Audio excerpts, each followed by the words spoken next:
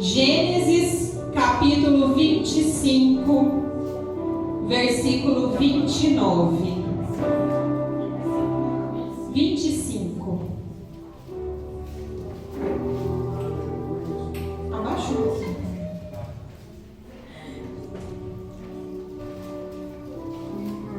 Tinha Jacó feito um cozinhado, quando esmorecido veio do campo Esaú, e lhe disse: peço-te que me deixes comer um pouco desse cozinhado vermelho, pois estou esmorecido. Daí chamar-se Edom. Disse Jacó: vende-me primeiro o teu direito de primogenitura. Ele respondeu: estou a ponto de morrer. De que me aproveitará o direito dessa primogenitura? Então disse Jacó: jura-me primeiro. Ele jurou e vendeu seu direito de primogenitura a Jacó. Deu, pois, Jacó a Esaú pão e o cozinhado de lentilhas. Ele comeu e bebeu, levantou-se e saiu. Assim desprezou Esaú o seu direito de primogenitura. Amém? Podem se assentar, glorificando o nome do Senhor.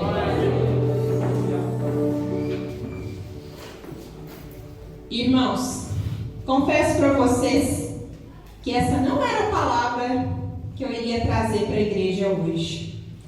Por quê? Neste último fim de semana, eu estive no Sul e nós estivemos em um evento meditando muito sobre a passagem de Eliseu.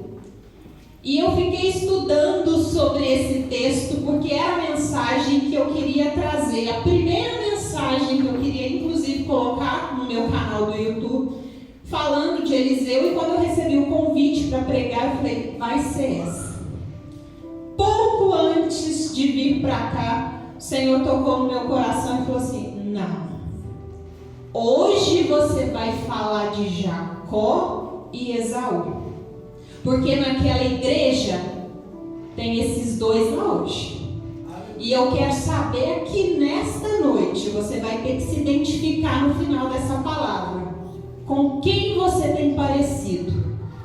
Com Jacó ou com Esaú? O que essa mensagem aqui vem falar no nosso coração? Jacó, ele desde o ventre da sua mãe Rebeca, ele já lutava por essa primogenitura. O esforço é desde o momento em que eles estão ali sendo gerados. Já acontecia uma briga no ventre da mãe, aquela mulher que era estéril, mas a partir do momento em que Isaac, seu esposo, ora ao Senhor, o Senhor concede aquela gestação, ela fica grávida de gêmeos e começa uma disputa no ventre daquela mulher. Ela ora ao Senhor e fala: o que está acontecendo? Essa barriga não para de mexer. O Senhor já revela para ela: duas nações se dividem dentro de ti. Uma prevalecerá sobre a outra. O mais velho prevalecerá sobre o mais novo. E desde aquele momento, Jacó já disputava pelo quê? Por essa primogenitura. Para ele aquilo fazia um sentido muito grande. Porém, na hora do parto, quem nasce primeiro? Esaú. Veio vistoso, cabelo ruivo, e nasce Jacó agarrado aonde? No calcanhar, no pé. E ali naquele momento já começa a luta de Jacó. Desde o ventre, ele tendo que se esforçar por algo que até então ele já havia perdido.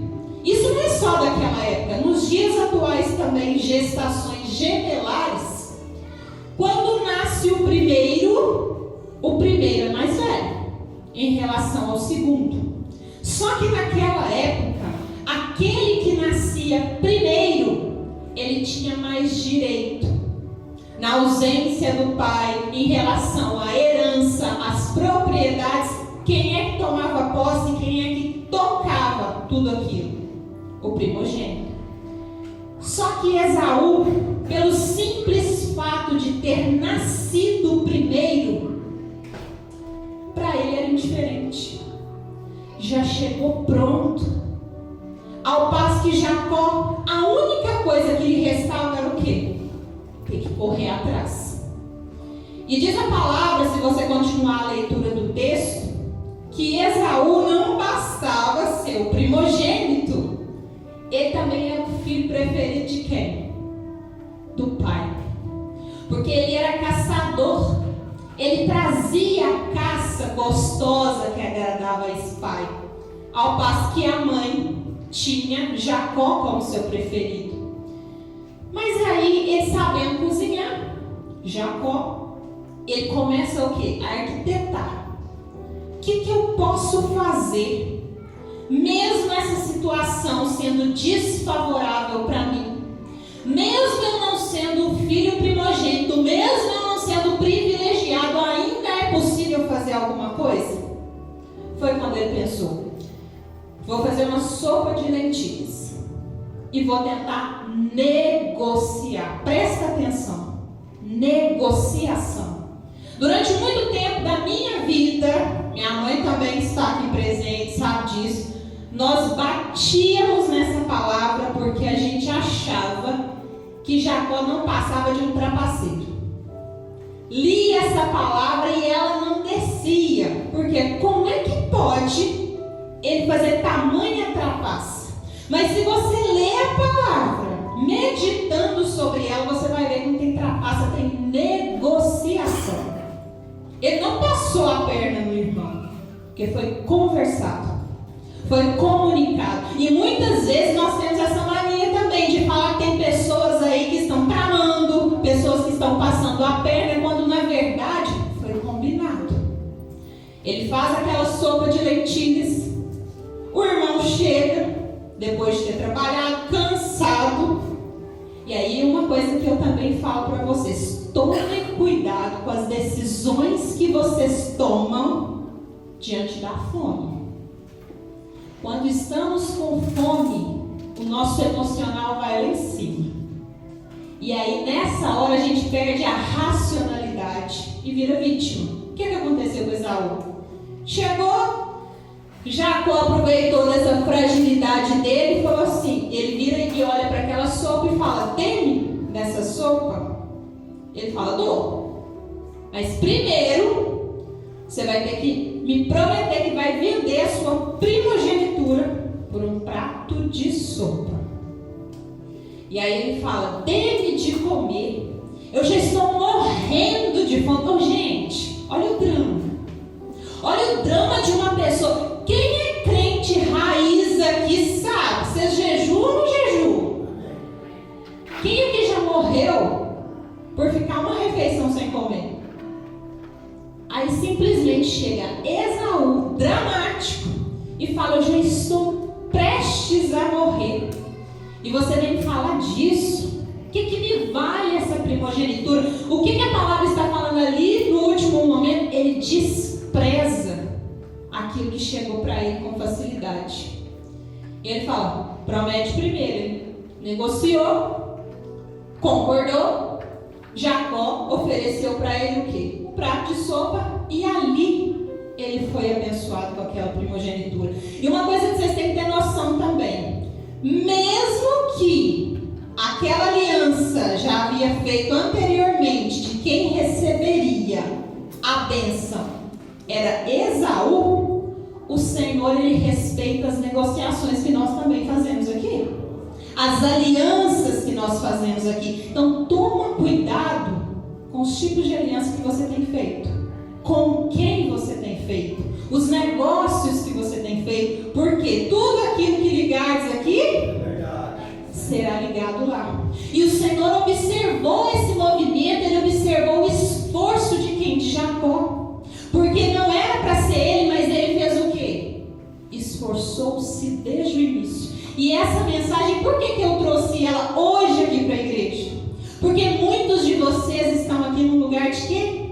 De vítima. De vítima igualzinho a quem? A Esaú. Muitos de vocês aqui, mas é porque está difícil, Fábio. Nossa vida está batendo.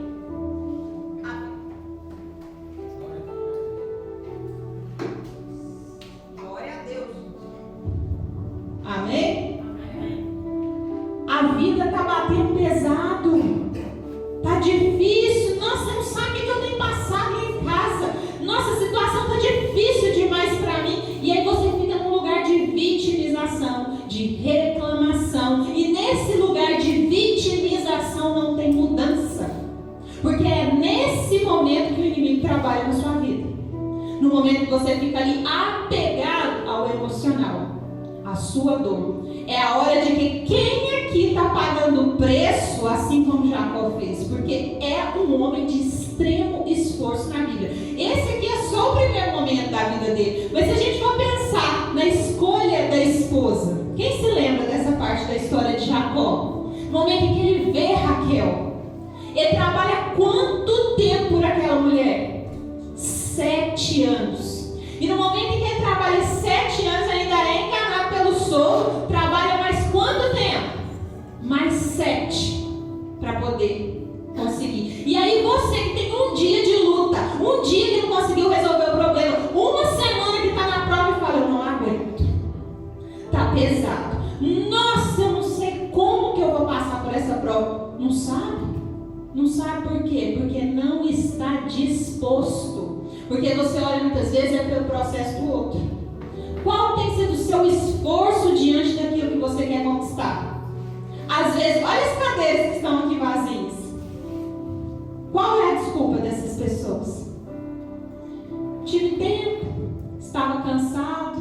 Sempre encontraremos desculpa para estar diante daquilo que é o quê? Pesado. É muito mais cômodo, muito mais confortável estarmos nesta hora nas nossas casas assistindo televisão, comendo alguma coisa gostosa, do que estar aqui o quê? Ganhando uma catracada. Porque o evangelho, para ele ser produtivo, ele tem que nos desafiar. O tempo todo. Um evangelho vai para aquele que nos confronta, que nos faz converter o tempo todo. Porque o crente, ele acha que só porque ele batizou está pronto. Vai nessa. É ali que começa o seu processo de aceitação. É a hora que você começa a entender que você vai começar a endireitar a vida. E todos os dias a vida te desafia. Ela te ensina. Ela te propõe que você o quê? Faça alguma coisa de diferente. Só que tem gente aqui querendo uma vida diferente, trilhando os mesmos caminhos. Tem gente que confunde persistência com teimosia. Você sabe a diferença? O teimoso é aquele que faz da mesma forma, sempre quer resultados diferentes. O persistente, ele continua, mas ele muda a forma de fazer. Não funcionou do jeito A, ele traça o plano B, o plano C, D, até conseguir. E isso é persistência. E muitos de vocês aqui estão falando, batendo o peito, que são persistentes, mas não têm passado de pessoas rebeldes e teimosas que fazem do mesmo jeito todos os dias. Ai, eu não consigo emagrecer. Consegue. Começa a dieta na segunda-feira, na quarta-feira já está se acabando o doce. E aí não vê o resultado, não sabe por quê? Ah, mas a minha vida espiritual, gostaria de orar em línguas. Nossa, acho tão bonita a irmã que está lá na igreja orando em línguas. Vai ver o preço que ela está pagando. O jejum que ela está fazendo, a oração da madrugada, a entrega dessa pessoa. É muito fácil querer o resultado de outras pessoas quando nós não temos nos esforçado em relação a isso. Olha o que Esaú fez com aquilo que chegou de bandeja para ele. De que me serve essa primogenitura? Estou a morrer de fome. É você que muitas vezes Deus está aqui para te entregar a bênção, te entregar a graça, e você simplesmente está fazendo o quê? Desprezando. Desprezando porque não chegou no seu tempo, não chegou na sua hora, não está da forma que você gostaria. Então você arruma 1000 desculpas para quê? Para não fazer, para aquilo ali não te tocar. Essa mensagem está fazendo sentido, gente? Já se identificaram aí quem é Jacó e quem é Esaú? Eu estava ali no fundo e vi o meu irmão chegando atrasado de mochila. E me chamou bastante atenção. Não sei onde ela estava, mas ela chegou correndo. Ela poderia não ter vindo, passou na minha cabeça. Ela chegou atrasada, mas ela veio. Glória a Deus. O esforço dela, Deus reconhece. Só Deus sabe o que ela passou lá fora para chegar aqui mesmo atrasada. E muitos não vêm por quê? Eu vou chegar lá, o culto já está na metade, não vai falar, não é o pregador que eu queria, não é assim? A gente escolhe o culto pelo pregador, escolhe o culto pelas pessoas que vão estar lá. Eu não vou no culto de domingo porque só vão as pessoas que eu não gosto. Aí eu vou no de terça-feira. Não vou no de terça porque vão estar as pessoas que eu não me adapto. Você está aqui é para agradar quem? Seu coração está onde? No mundo? Ou está com o Senhor? Qual tem sido o seu esforço? Eu não estou falando só da área espiritual, porque o crente também tem uma mania de espiritualizar tudo. Aí tudo é culpa de demônio, tudo é culpa de espírito. E muitas vezes a culpa é sua que não sai do lugar. A culpa é sua que não quer fazer um esforço diferente para a sua vida mudar. O médico já te deu um diagnóstico te falando da sua história de vida. Se você não mudar isso aí, você não vai longe. E aí você vai lá e faz o quê? Continua fazendo do mesmo jeito. E aí depois, quando cai num leito de uma cama de hospital, começa a orar ao Senhor e fala assim: parece que eu fui esquecido. Ele está te mostrando desde antes tudo que você precisava fazer. E o que você fez para mudar essa história? Gente, você já parou para pensar que nós estamos caminhando para o fim do ano, que nós somos sobreviventes de uma pandemia mundial?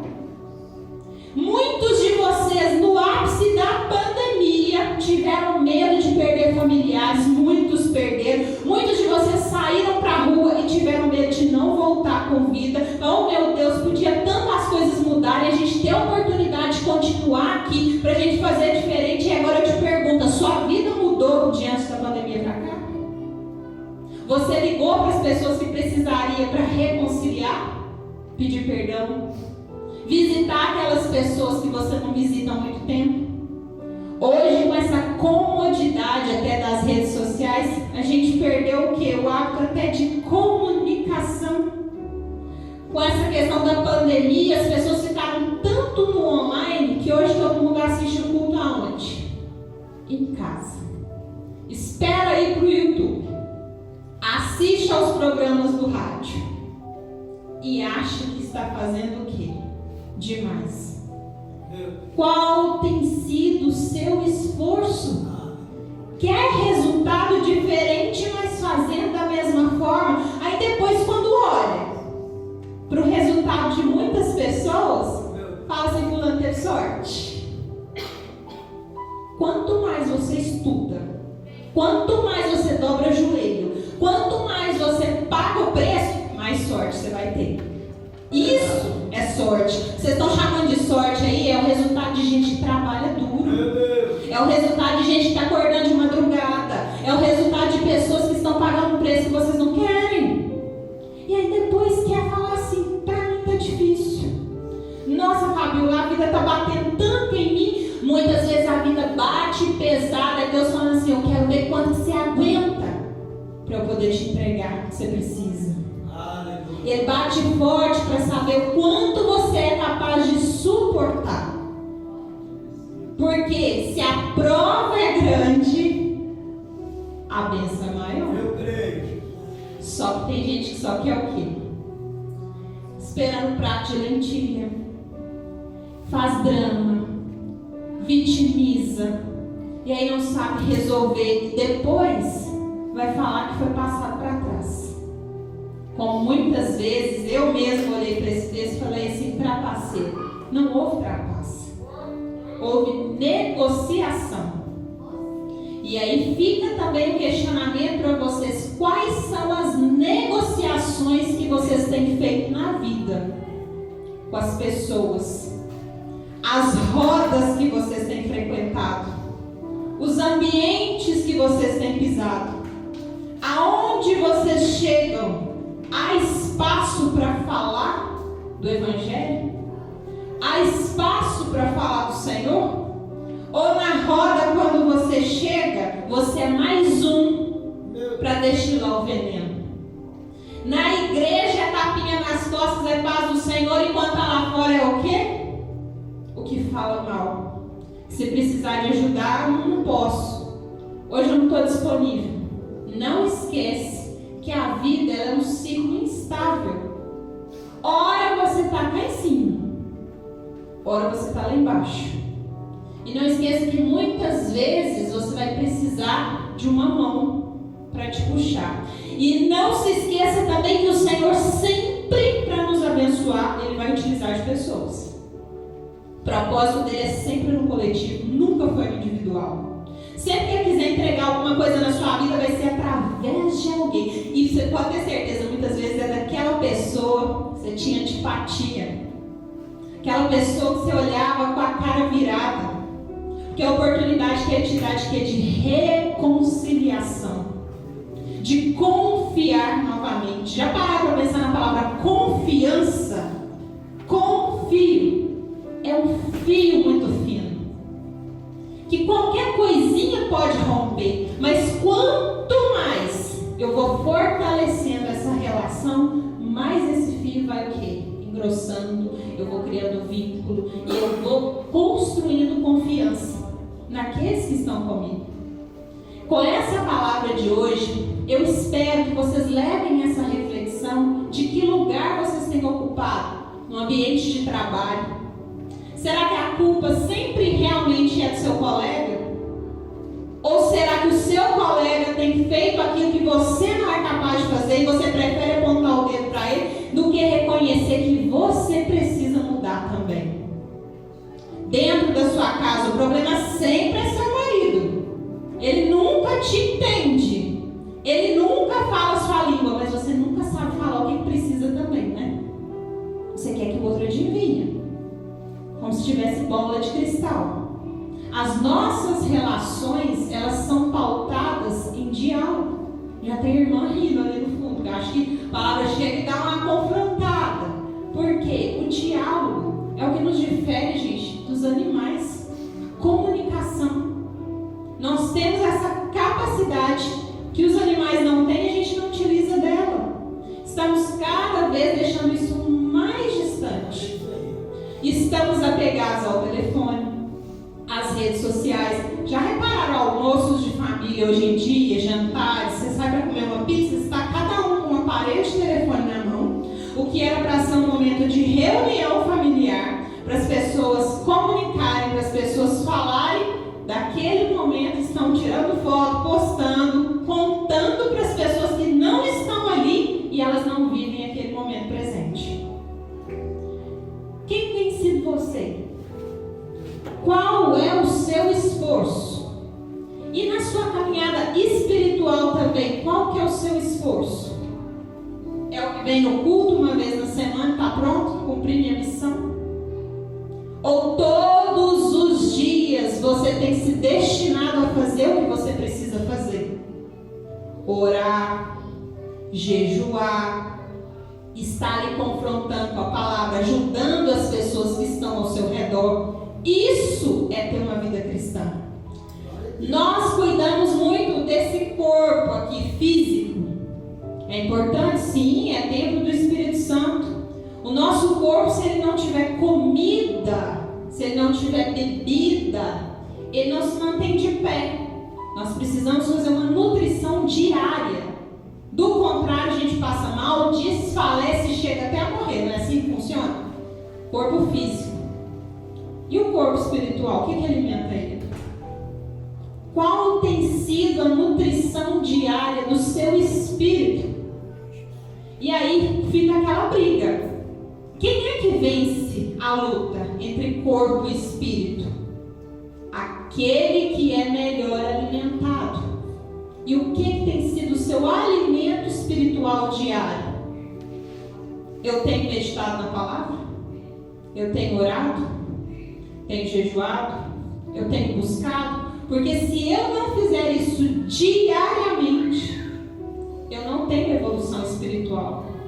E E hoje tem se falado muito nas redes sociais de evolução espiritual e as pessoas estão confundindo isso. Confundindo espiritualidade com religiosidade. Pessoas seguindo religiões que elas não sabem nem o que é.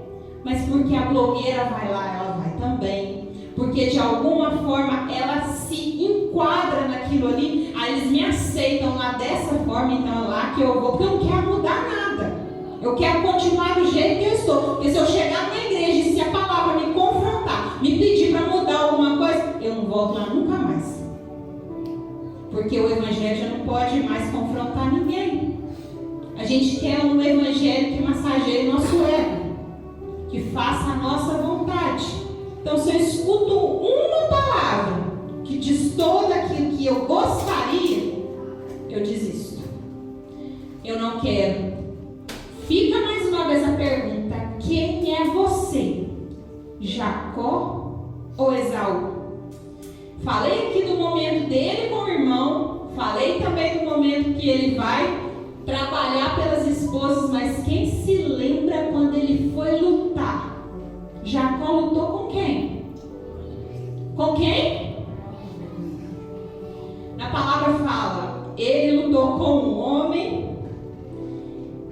e muitas pessoas chegam, né? Algumas pessoas que estudam mais a fundo, que ele lutou contra o próprio Deus. Você teria essa envergadura para lutar uma noite inteira? Você vencer Deus pelo cansaço. Para chegar e falar assim: eu preciso ir. E o que Jacó fala para ele? Sem a minha bênção você não vai. E você ir desistir no meio do caminho. Você desistir na primeira prova, na primeira luta, no primeiro desafio. Lembra de Jacó? Ele estava ferido. Ferido. E aí o Senhor fala com ele: te abençoo. Mesmo ele abençoando, Jacó ainda queria mais. Fala para mim. Fala quem é você. E muitas vezes Deus não vai te falar, mas Ele vai te abençoar, porque o resto do processo é com você. Lembra lá de Lázaro? Quando ali a palavra fala, ele simplesmente podia ir lá tirar a pedra, não podia? Mas não, muitas vezes nós precisamos ir lá e começar o processo ou terminar. O problema é que a gente quer pegar tudo e colocar na mão de Deus, que é milagre o tempo todo. Precisamos nos esforçar para que os nossos esforços sejam reconhecidos. Porque assim como essa palavra hoje mostrou aqui, alianças, por mais que elas tenham sido feitas lá atrás, é possível você fazer Deus mudar de ideia. Glória a Deus. Você sabia disso? Já pararam para pensar nisso? É possível você fazer Deus mudar de ideia? Se lembram de Moisés? Deus disposto a acabar com aquele povo, aquela confusão. O que Moisés falou? Lembra da aliança que tu fizestes. Lembra, Senhor. Muitas vezes nós precisamos de lembrar para Deus das alianças que Ele fez com a nossa família. Sabe aquela oração que você faz pelo seu filho toda noite, pelas pessoas da sua família, que você acha que de alguma forma isso não está sendo correspondido? Lá na frente, isso vai virar testemunho. De orações que você faz hoje e que daqui 10 anos vai ser testemunho. Aquele filho que estava nas drogas, que estava no álcool, ficou anos, mas a sua oração não foi esquecida. Porque às vezes alguém vai ser usado na vida dele e ele vai falar assim: a minha mãe orou por mim a vida inteira. A minha mãe se dedicou a orar. E aí essa pessoa vai lembrar para o Senhor dessa aliança. Aquilo que você faz hoje não está esquecido, porque para Deus não tem tempo. Às vezes você acha que está demorando, mas é no tempo dele. Eu espero que o Espírito Santo venha falar melhor no coração de vocês essa noite. Dê espaço para que esse evangelho continue confrontando e que vocês saiam daqui não com respostas, mas com questionamento de quem você tem sido diante da vida. Jacó ou Esaú? E quando você encontrar essa resposta, independente de quem deles você seja, você pergunta assim: Senhor, o que eu posso fazer para melhorar? Aonde eu preciso me lapidar? Que eu não seja levado pela minha cegueira espiritual. Que eu não me deixe levar pela minha teimosia, pela minha rebeldia. Que eu esteja aqui, Senhor, para ouvir a Tua vontade e não os desejos do meu coração, que são enganosos. Amém? Eu agradeço a minha oportunidade.